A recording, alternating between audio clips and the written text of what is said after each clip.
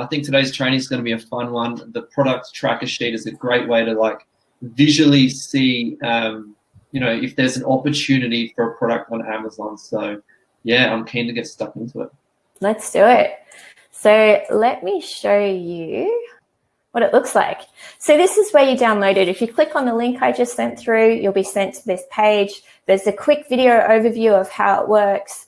This is the tracker sheet. That's the most important one. And there's also a checklist and PDF. But today we're going to be focusing on this tracker sheet here. And this is what it looks like. So for those of you who don't like Excel, please don't be put off by it. It is so user-friendly. Honestly, it's not as scary as it looks. And the way it works is there's 3 tabs to the sheet. Basically, before you start, just a few guidelines to keep in mind. And it's exactly that, front of mind. They're not rules. They're not rules that you must adhere to. Not every product will fit these guidelines. They're just ones that we've found along the way to be helpful and that generally lead you towards a winning product.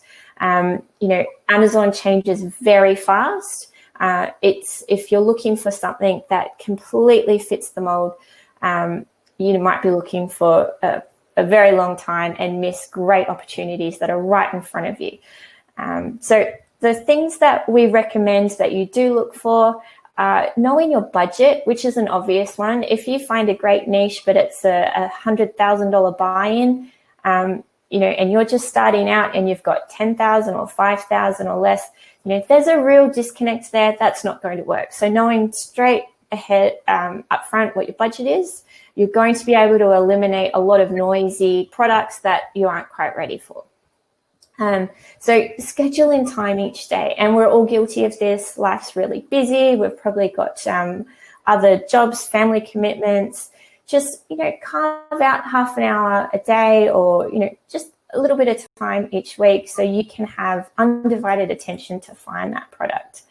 And this touches on what I said before. There is no perfect product. I see a lot of people getting stuck on that unicorn product. Winning products come in all different shapes and sizes. And I know both myself and Eric have broken a few of the guidelines here and had great success from those products. So they are guidelines. So milestones. This is what our CEO, John Tilley, talks about quite a lot because it can be overwhelming to get from, product research stage to, collecting that money from Amazon. It's a big journey, but if you break it up into smaller steps, you'll get there so much faster and you prevent that overwhelm. So maybe your goal for January is simply finding that product. You don't need to be launched. You don't need to have, your packaging and your branding. Just find the product. So avoid analysis paralysis. And that just leads on from the above. We can get stuck in the detail. It's a bit like quicksand. You just get drowned in the information. It's really getting your objectives clear and setting those milestones and hitting them. So this is where it kind of gets fun, the pain points. And you'll find the further you get into your product research, every time you go to the shops, you'll be looking at product ideas and noticing what people do well and what they don't do well and what causes you grief in your day-to-day life. Maybe you've got a water bottle that constantly leaks. Maybe your backpack doesn't quite fit your laptop in there. And it sparks these ideas, well, if I'm having these issues, I'm sure a lot of other people are too. And maybe that's a product solution that you can come up with. So if your product's super easy to find on Alibaba, chances are others are finding it easily too. That's where you want to be a little bit different. Differentiation will take you so far. Creativity, get that brain working, think outside the box. And also, if the average seller on page 1 is doing 6 figures, it's competitive. So finding a niche within a niche is amazing. There's still a lot of value and money to be had there. Amazon's a huge platform with millions of shoppers. A niche within a niche is still an enormous slice of the pie. So things to consider avoiding, and notice the phrase here, consider avoiding. Again, they're not golden rules, they're guideposts. Anything fashionable, obviously things change quite quickly. What's fashionable now might not be fashionable a year from now, and it can take you that long to get a product through that pipeline. Electronics, that's fairly obvious unless you're not there, your manufacturer's producing it. There's so much room for error. Supplements or anything that requires certification or approval, you often have to jump through extra hoops with Amazon. It can be quite painful. And seasonal products. So if you're only selling something that is wanted for part of the year, you might be left holding stock for the remainder. It costs money. Just keeping that into consideration. So what does look good? Medium demand, low competition. I mean, that's obvious. You don't want to be in a highly competitive space. I place a lot of reliance, ability to differentiate. Like, I place a lot of value on that. If you can jump off that page, catch people's attention, do something different, it's going to take you so far.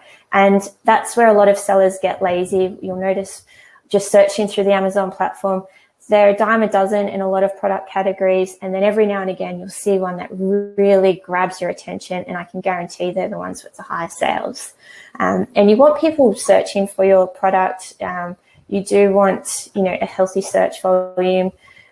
This one is sometimes a bit hard to find now as Amazon's getting noisier and noisier. Ratings are going up with the way that they've changed the rating and reviews. So, ideally, if you can find a category with lower ratings, fantastic. But I actually place more weight to differentiation. If I've got a category with higher ratings, but I know I can really break through, I'm not too concerned about that. So this feeds in again, low variety, you want to be different. And healthy revenue, you're ultimately doing this to make money. You want to make sure that there's enough money in that category that you can make a healthy profit. And basically looking for those lazy sellers. You want to come in and nab those sales. So there are things to have a read through, keep in your mind. There's lots of different videos here that will walk you through how to use this sheet, but of course that's what we're here for today. And what we're going to do is, if I jump across to the next tab, this is where it gets into the nuts and bolts of the spreadsheet. And it's not as scary as it looks. I know I keep saying that, but it's really not. So what you do here is it's basically a mind dump of all those product ideas, and then we walk through and fill in the metrics, and you can see all these color codings that will happen automatically for you. And as we all know, green usually means go, it means good. Orange may require a little bit of a review. It's not a hard no, it just means, hey, this requires your attention. Red, more than likely there's something not quite right here, and that, stop, move on. So that will automatically happen as you fill in your metrics. And what we're going to do today is actually go ahead and fill one in. You can see that we've already got a few here. So you can see the different categories already. This one, I can see there's a couple of red ones. This one's got a couple of red, maybe not worth my time. It's really a quick visual to have a look at. So to fill that in, you can see we've got gardening tools here, and that's the one we want to do live today. And so I'll walk you through why we chose that one. So gardening tools, I've just plugged it into Amazon, and you'd think that's a pretty bland category. And, unless I'm not a gardener, there might be a few people in the audience that, gets really into gardening and knows a lot more about this than I do. And that's where a good resource would be to, have a chat to those people in your life that know the product, really understand their pain points, what's working for them, what do they love. But I can already see on here, this one really stands out to me. It, not only does it come in a bag with great, all they've done is added a funky print down here and some nice gloves. I'm sold. That's the one I want. And you can see that they're charging a higher price point for it. Compared to some of these ones, they're even offering less tools, but that's the one I want, because it is visually appealing. It's beautiful. There's not too many others doing that. And they're the only one with a video of it. It's a pretty ordinary looking video. It doesn't look very professional, but once again, they've gone that extra step to grab our attention. And when I look at our Chrome extension metrics, it's got a healthy niche score. Some of my, launch budget's reasonable.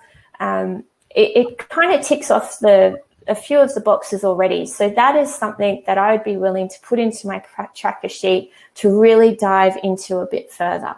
So, Eric, is there anything that you wanted to add? No, yeah. Let's get into the tracker sheet and start filling the data out. Cool. I'll let you take over. Yeah. So yeah, let's get into it. So this product opportunity identifier, as Kimberly mentioned, it's here to identify opportunities. So you can see we've already looked at garlic press, candle holder, and teething necklace, and there's a lot of orange and red. So like Kimberly mentioned, I probably wouldn't go any further with these products, and this is a great way to visually see, judging on color, if you should go ahead. As a rule of thumb, I like to validate a product by at least 3 green columns. So I'll fill this whole column out in lifetime so you can kind of see how we go about it and our thinking behind doing this. So starting off, the niche is gardening tools. So what you need is obviously the Chrome extension. You'll need to run a Keywords on Fire session in ZonGuru, so you can do that by clicking on the Keywords on Fire tab under Listing Optimization. You can add product by phrases. You write in gardening tools, and you would choose the top 25 products, and you'd run a session, which we've already done, so I'll just open that up. And that's really all you need. So first things first, the niche score we can take straight off the Chrome extension. That's 63%. And we can see that that's orange, so it's okay. It's not horrible, but it's not incredible. Next up, we have our search volume. So that's just here in the Chrome extension. So it's around 19,800, which is healthy. Now the keyword revenue, so this is the total revenue of the top 25 competitors, and that's something we take straight out of Keywords on Fire. If you're not sure where to find any of these numbers, you can actually hover over the heading and there will be a little description. So it says here, this data is in the second column of your Keywords on Fire session. So if we jump over to Keywords on Fire, you'll notice it's right here. So the keyword that we're using is gardening tools. So the revenue for the top 25 products is around $191,000 US. Super healthy. And what I thought was interesting when I found this one is that I didn't even pick the main keyword. Yeah. So if I look, we'll find that we'll show that later because we'll find the top keyword and pick it apart a bit. So we've got the average revenue, which is also in the Chrome extension, 17,400, which is healthy. The average ratings, which is here, it's 1,600. Average price, 27.78. And we can off the bat here see that 3 of the metrics are green. So this is a product that I would consider to have more potential than the 3 above it. Following on, we have the average units, which is just the monthly sales. So that's the total month, the average number of units sold per month for that for the listings. So we'll put that straight in, 720. The ZG launch is another one you'll find within ZonGuru. So the ZG launch score confuses a few people sometimes, but it's simply the number of units you would need to sell each day to appear on page 1. Yeah, exactly. So for this product, you'll need to sell on average 25 units per day to be on page 1, which would be a very successful launch. So the ASIN most clicked on. This is another one you find in the Chrome extension. And scrolling down the Chrome extension, you'll find that there are a few listings that have a little number, a 1, 2, and 3.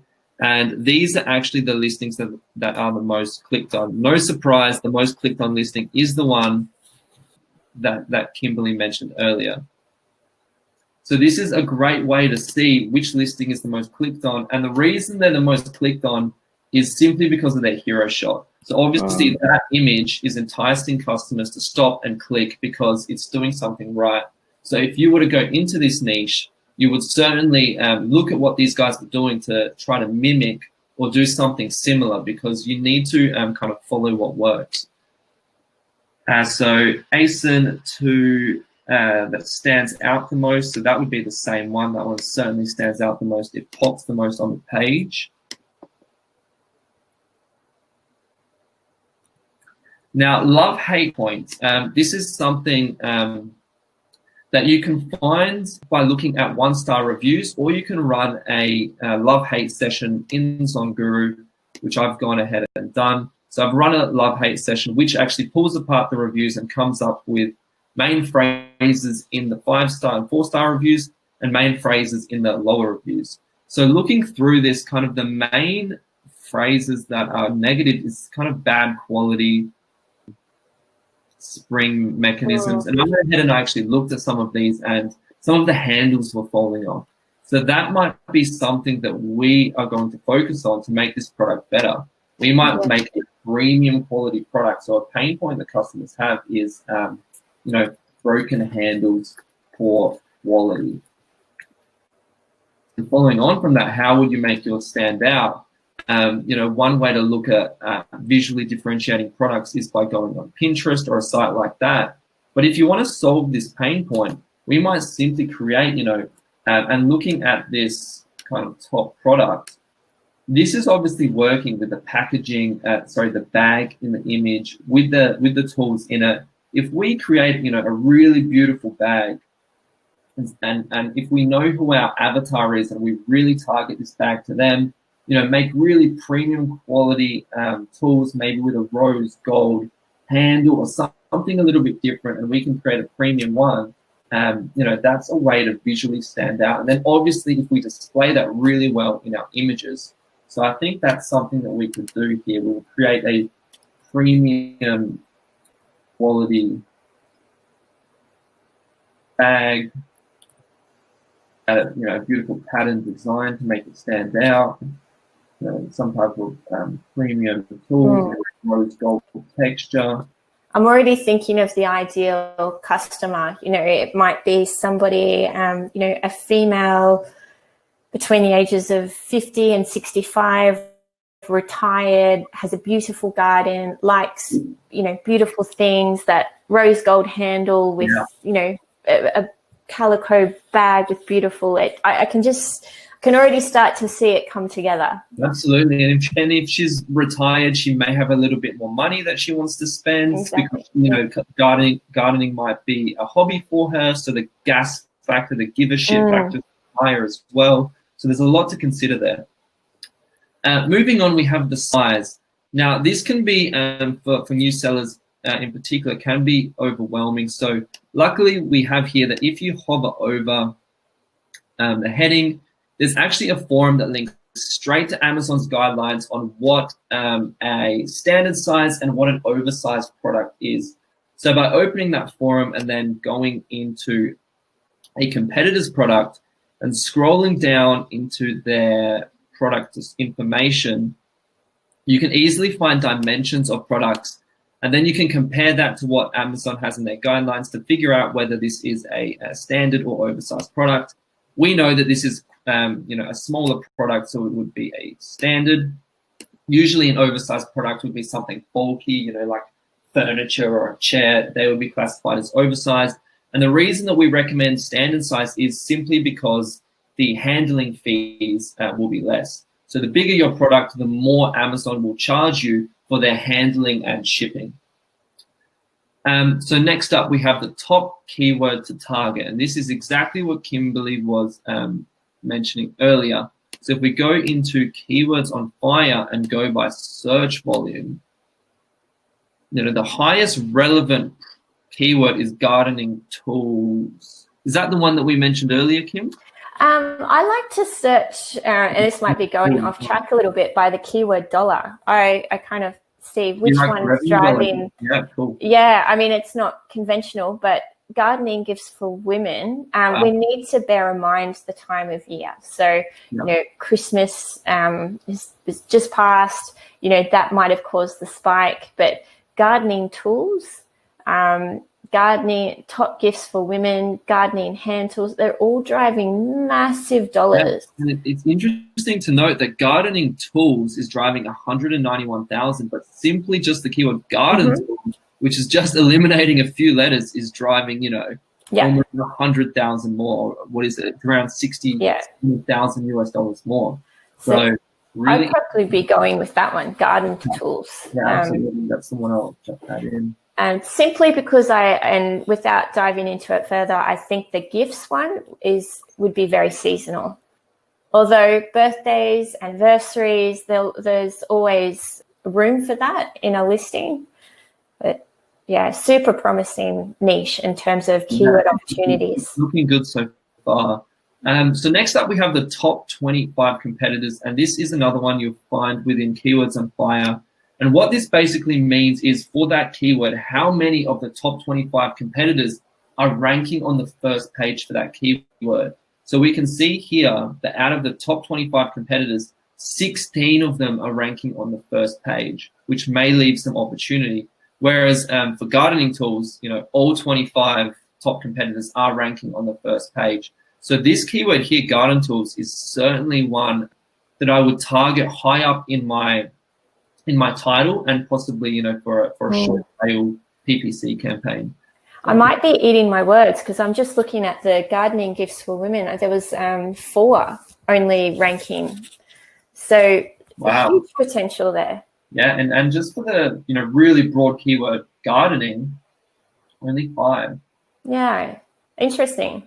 Very interesting. So it's some of these keywords, some of these high revenue keywords are quite low in competition, which you know, is proving to be quite opportunistic. So next up, we have the itty gritty part of the tracker, and that's working out the profit. Now, as you can see, the top example, which is just the example that's already inside the product identifier track sheet, it's been filled out. However, the other 3 products that I've gone ahead and filled out earlier, I've left these blank, and that's purely because I would only work those numbers out for products that I think have opportunity. And judging from the amount of orange and red, particularly for key metrics such as, you know, revenue, which is the demand, and average price, which is really low for these products, that's why I decided not to fill out the profitability. Because if you're selling a product for $14, even if your COGS are $3 or $4, and then there's your Amazon fees and whatnot, and then you need PPC, it's going to be really, really hard to make a profit. So I would suggest that you only go ahead and fill this part out of the opportunity identifier if you're really, you know, everything else suits. There's a lot of greening, and say, this is a product I'm seriously interested in. And what I would do here, we have above a few different links and pages that can estimate some of these fees. However, what I would suggest is that if you're serious about a product, I would go straight to a supplier, get direct quotes, and go to freight forwarders and get direct quotes also. Here we have a partnership with Reliable Education, and I know that they recommend Lucky as their freight forwarder. So I would go straight to them, say, hey, I want to order this many units. I want a quote for air freight, and I want a quote for sea freight. And then from there, you can start working out some of these numbers for the products you're really interested in. For the sake of today, I'm just going to do some educated guesses just so we can kind of gauge where we're at with this product. Sure. So I had a little look on Easy Source, which is Zongaru's sourcing tool, and you can actually buy off the shelf not the exact one, but a very similar bag with tool set. From memory, it was about $10.60 I think. I can go straight into that right now. So the Easy Source tool is linked with the Chrome extension. So you can see here it says source to Alibaba.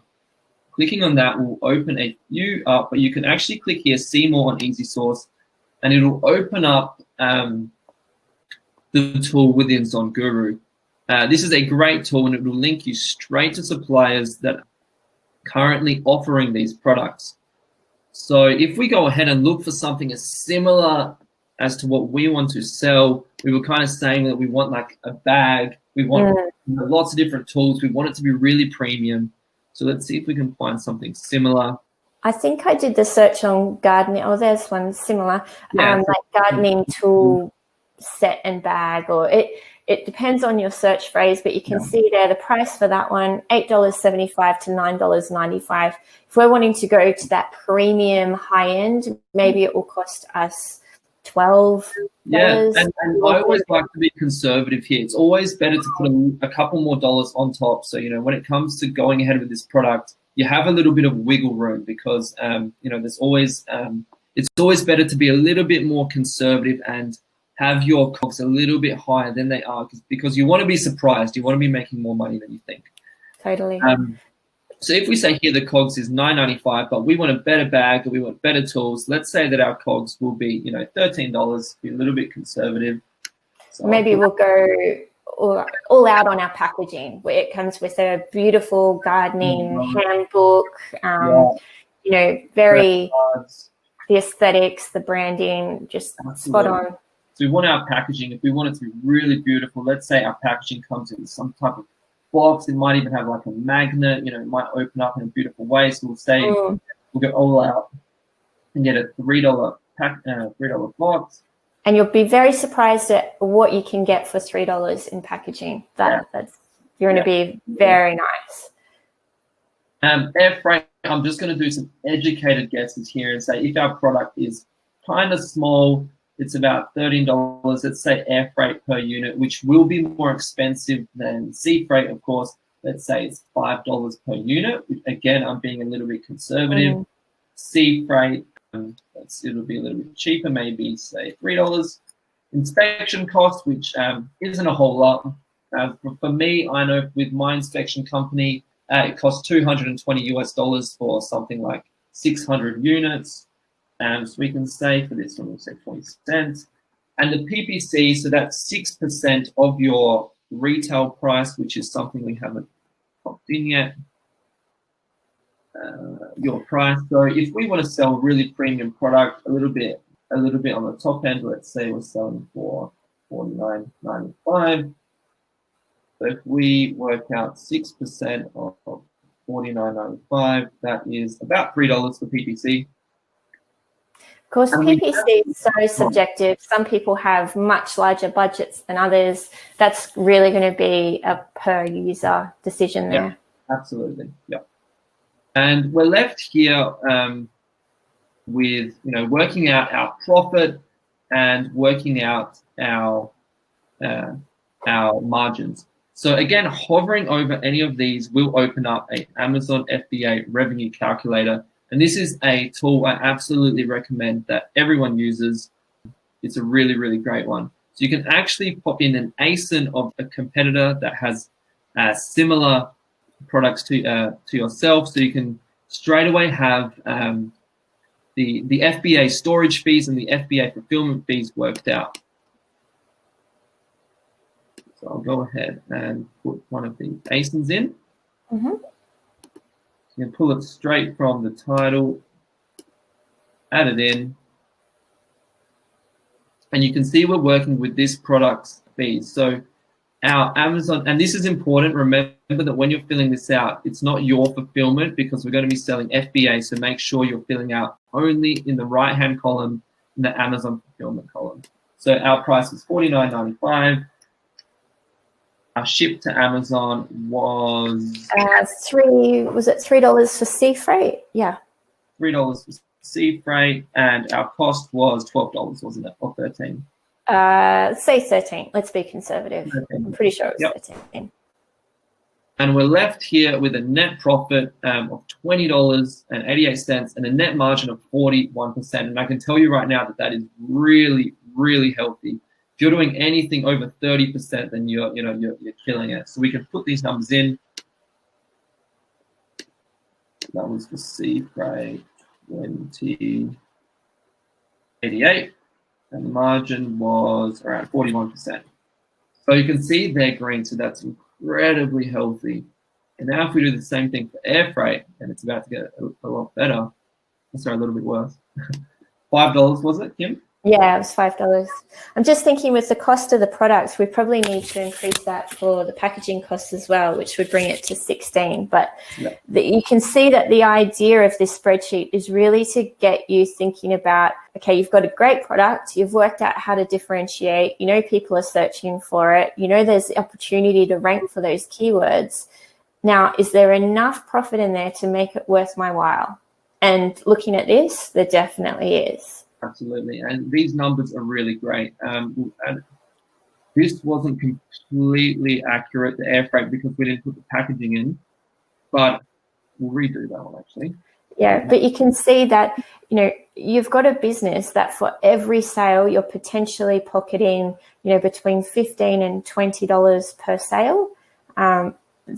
That's healthy. There's enough room in there to really do a solid PPC strategy. And it's also a product where you can branch into other things. I noticed in my gardening search, you know, the seat benches that people sit on to garden are really popular. You can branch out into smaller, maybe a children's gardening pack.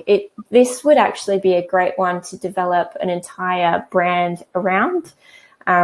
And I'm sure that the numbers will probably continue along all those variations of the product. So what's it looking like now? Yeah. So ideally, your profit percentage, Hold up, a mistake here. I'll just quickly. Oh, great. Numbers. We work on a third, and a third. So you know, a third goes to Amazon, a third goes to your cost of goods, and ideally a third ends up in your pocket. So this is looking very healthy. Yeah.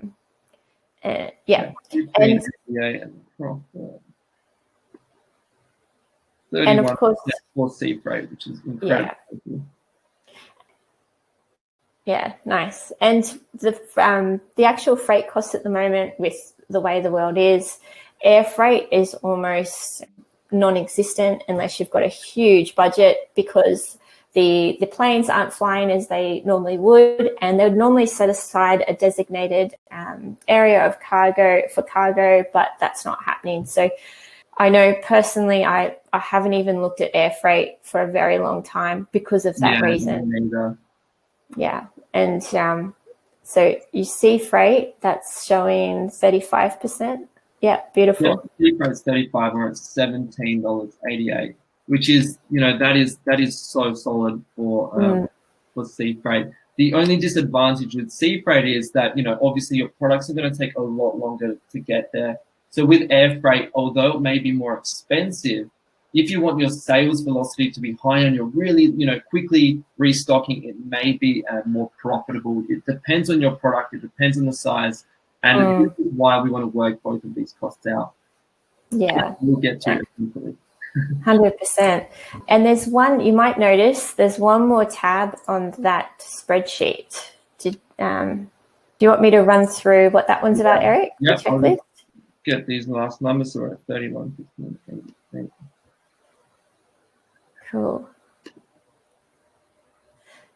You can see the air freight is slightly lower. It's 31% compared to 35%, but, you know, we're over 35%. You know, even anything over 20% is, you know, incredible returns. Yeah, yeah, definitely. So if you want to show us, Kim, the sure thing. Yeah. So if you've gone that far with the product, the last thing that is worthwhile doing on the third tab, there is a very quick checklist.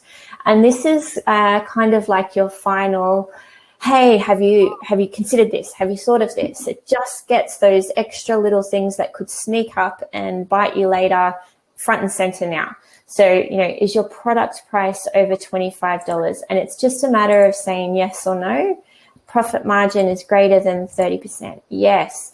You can see as I answer, they're turning green. If launch budget is in my range, yes.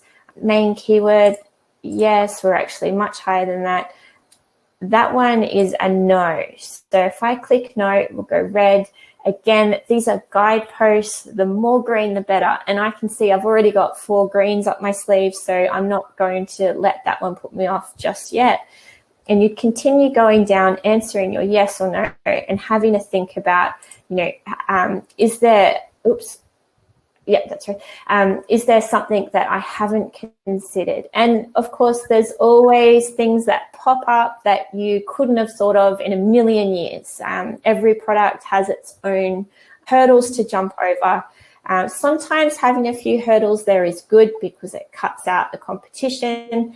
It just depends what your appetite is for risk and what you're wanting to achieve out of the business. So, yeah, you go through, fill that in for your different products. And it goes in chronological order, doesn't it? So you've identified the opportunity. Now you grab the top 5 products, you put them into the checklist. 90% of them are green in the checklist, and you might choose one and you go for it. So it is in chronological order to lead you to the end here. And this checklist is the final pit stop in where you you make that call, you let go of the arrow, you fire, and you take action to start going for this product. Yeah, 100%. And I personally use this spreadsheet. Like I said, you'll start walking through your local hardware store, grocery store, you'll be anywhere, and you'll start going, oh, I didn't think of that. You'll come home and you'll just throw the main keyword in here. And before you know it, you've got 5 or 6 ideas to start with. And doing this activity sends you down the rabbit hole and really gets you thinking about, is it viable? Is this something I want to pursue further? If this was me with the gardening tools, I would say, yes, this looks viable. Let's start talking to suppliers. Let's really lock down some of those cost of goods figures and work out if my idea for how I want to differentiate, is it doable? Is it maybe get some samples out. Is it going to fix that pain point? Like Eric said, in the love-hate analysis, I had a quick look. The handles were often delivered cracked or broke straight away. So first things first, can I fix that? Am I going to produce a product that doesn't do that for my customers? So that would be the next steps. And that's where the opportunity lies, really, in finding what competitors are doing poorly, and then making sure that you do that really, really well. And then on top of that, also doing the things that they're doing well. And then you just have a foot up from the beginning because you've looked at your competitors and you know what the pain point of the customer is. There's the opportunity for yourself. And, that's if you do that well, then you really have a chance to kill it. 100%. And we touched on it before, when understanding the product can really take you so far. And like I said, I'm not a gardener. I'd probably reach out to a few people in my life that I know love gardening and just say, hey, can I have 5 minutes of your time to talk about something you love? There'd be, you can never stop someone talking about something they love. YouTube videos and really start, studying your avatar, honestly studying their favorite color. What type of clothing do they wear? All this type of really minute details can go into the creation of a really beautiful, specific brand. Yeah, 100%.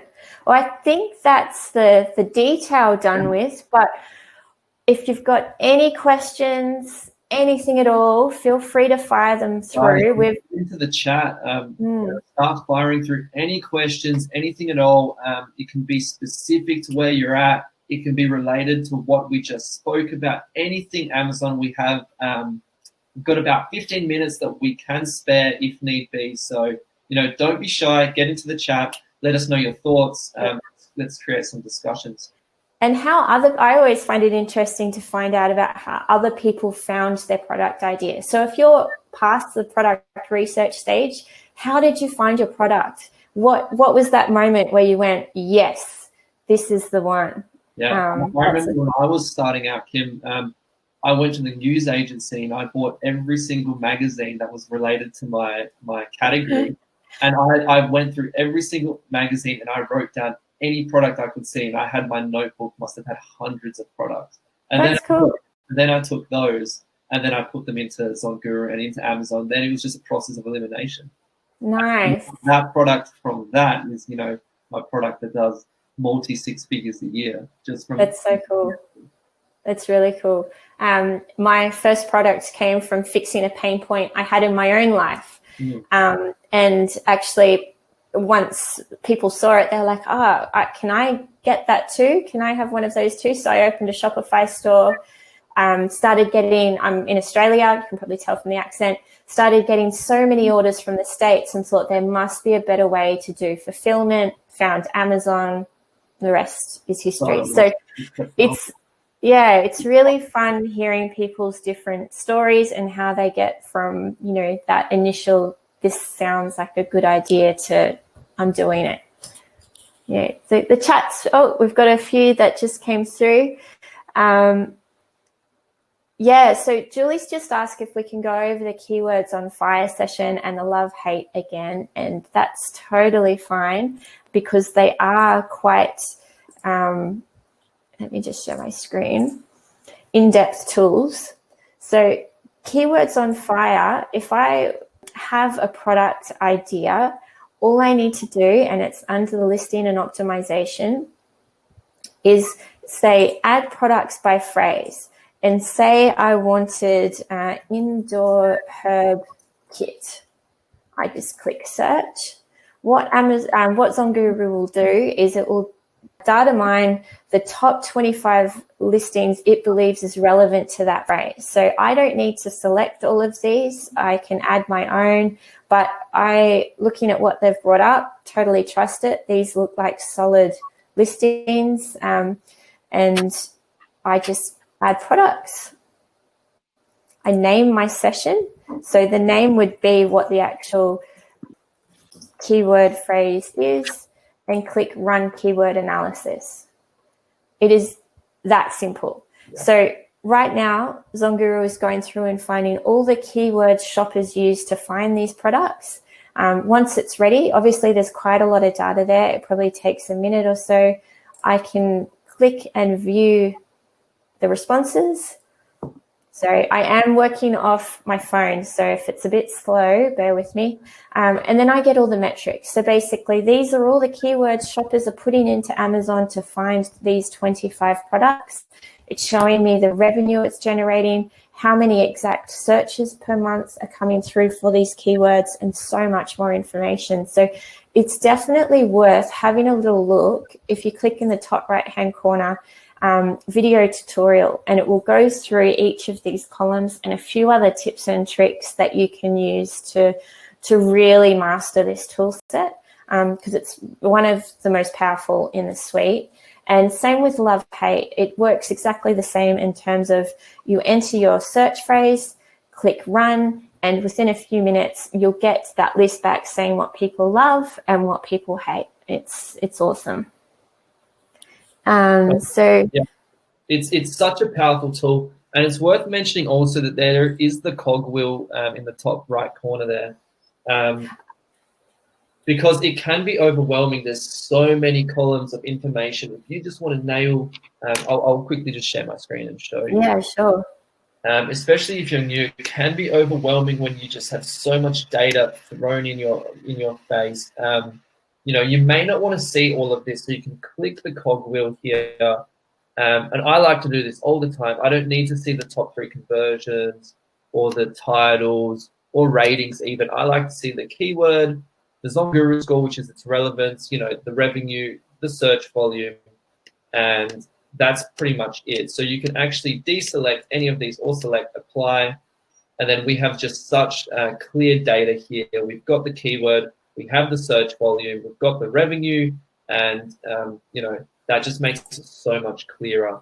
I think there was also a question related to yeah, I saw Bibi, you had you've got a few great ones there. So and love-hate, I'm skipping ahead. I'll quickly do the love-hate also. Yep. Pretty much the exact same as how we just did the keywords on Fire Session. So you start off by clicking add products by phrases. And, if we were looking at gardening tools, I would write that phrase in here, and Zonguru will automatically come up with the top 25 listings for that keyword. You can select any ones you like and then also manually put in ASINs, or you can just select them all, add products, name the session what you like and create it, and that will create a love-hate session. And basically what the love-hate session does, we have here cat beds. It'll just pull key phrases from 4 and 5 star reviews, and it'll pull key phrases from 1 and 2 star reviews. So you can find out what customers already like within that niche, and, good quality, machine washable. Some of these phrases may not be relevant, but you can pick out the relevant ones. Scratching posts, so that's, something interesting. And you can find out what they hate. And usually it's related to quality, waste of money, poor quality. But you can also come up with specific stuff. And in the love hate tool, you also have the ability to scroll down here. You can actually write any notes. You can save them. And from there, you can make, educated decisions based on what customers already like and don't like. Cool. So BB's just asked a couple of questions. One's working out how do you identify what products are patented, sorry, I always say that word wrong, so that you avoid them. Obviously, if something's patented, stay away from it. It means someone owns the rights to that product design. Have a look at Google patents, patents.google.com. So if you're thinking of doing a water bottle with I'm just trying to think, a light up water bottle, you just Google that, put that in the Google search, and it will tell you if there's any similar matches. Yeah. That's a really good place to start. If you want to be 100% certain, you really need to get an IP lawyer involved. Yeah. I find that most products that are patented, they do include that in their listing because it is also a unique selling point. They like to let people know. But also, it's worth noting that there's different type of patents, and you can be quite sneaky about it. There's a design patent. There's also a function patent, and there might even be just the slightest little thing that's patented, and it makes it seem as if the whole product's patented. But if you're really interested in something, it's best to get a patent attorney involved, which may cost more. So I'd recommend only doing that if you're really set on a specific product. Yeah, and do that Google search first, patents.google.com.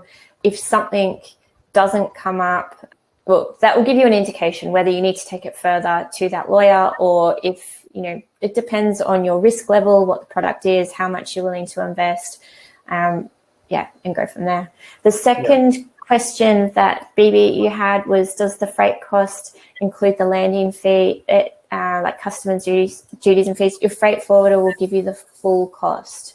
So there shouldn't be any hidden extras on there.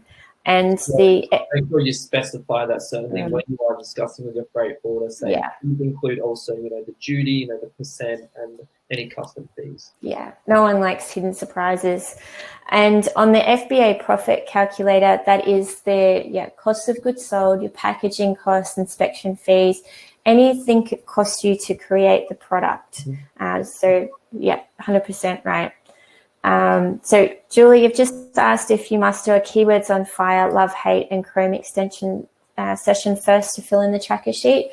It's a good idea to have those 3 tabs there ready to go so you can seamlessly put your information in. Up to you what order you want to do it in, but to really get the right information, it would be a good idea to run all 3. Cool. All right, guys. We've got a few minutes to spare, so let us know if you have any last questions. Otherwise, we're approaching the hour, and we'll wrap it up. But if there's any last questions, we'll do our best to answer them. You're very welcome, BB. We're happy to help. We hope today has been useful. It can be hard to get those ideas down and know what the next steps are when you have a product idea brewing, to get through that validation. So, and if you've got any feedback or anything that you're interested in for future training sessions, we're all ears. Absolutely, yeah. Like you said, this training session we specifically did because we've had a lot of feedback with there's a lot of demand for using the product tracker check sheet. So anything specifically that you guys want us to cover, let us know right now in the comments, and we'll see what we can do. Yeah, you're welcome, guys. I see some thank yous coming in. That's really nice. And Eric, I saw you were living life on the edge. You had 6% battery left or something. It was causing me stress. So I know, I think we've just made it. So we might call it quits there, guys. And we wish you all the best and hopefully see you next time. Take care. Awesome. Speak soon, guys.